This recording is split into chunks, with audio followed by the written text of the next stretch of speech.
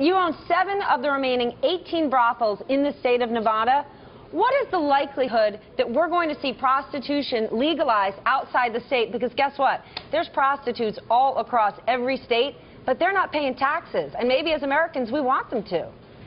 We want them to pay taxes, and we want to get rid of the ruthless pimps, the disease, and the drug use. But the chances are absolutely zero because our politicians are all hypocrites. They allow it to happen. They embrace it by turning their head and looking the other way.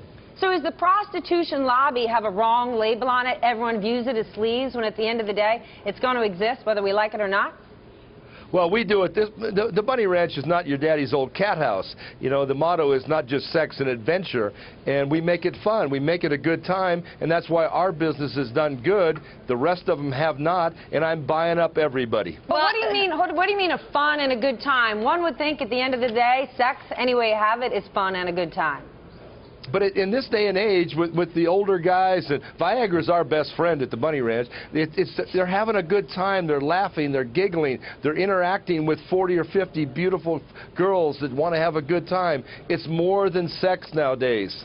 Well, okay, so you're doing well. Are you sensitive at all? Is this industry sensitive to some of the economic trends that we see? Absolutely. The business has been recession-proof until now, and it's taken a big hit, a 40% drop in business. But my places are doing well, and I'm buying up all the ones that aren't doing well. But how does the internet hurt you? You could go on so many different websites, and ladies are, advertising their wares. Why go to a place like the Bunny Ranch? Why do I need Dennis Hoff when I could go to places like Craigslist? Well, in the world, the real world out there, 1 out of 4 girls in the young age group has an STD. And then when you get into prostitution, that doubles. So you got a 50% chance of getting the disease with a working girl. And that's why it works so well. It's safe. It's private, discretion. We're not going to out you. If you're Elliot Spitzer, you want to come to the Bunny Ranch, we're not going to tell your constituents. Has Elliot Spitzer been to the Bunny Ranch?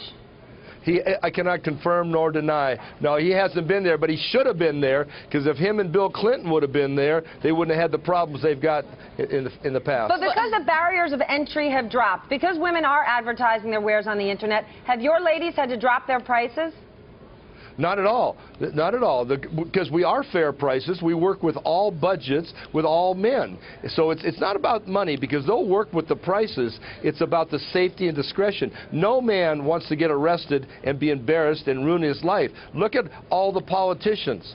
Every 6 months for 30 years, a politician has lost his family, and a lot of them lost their jobs. Yeah, but it happens quarter after quarter, whether it's sexting, whether it's sex scandals. That happens constantly. That doesn't seem to be going away anytime soon.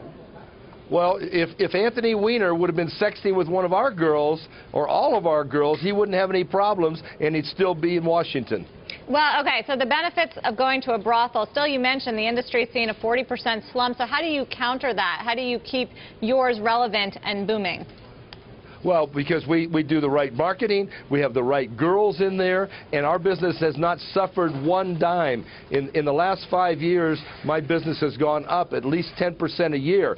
It's doing the job properly. The marginal operators in any business in America have just gone away in the last 5 years. So how do you expand on that? Are you building more and potentially thinking of going public?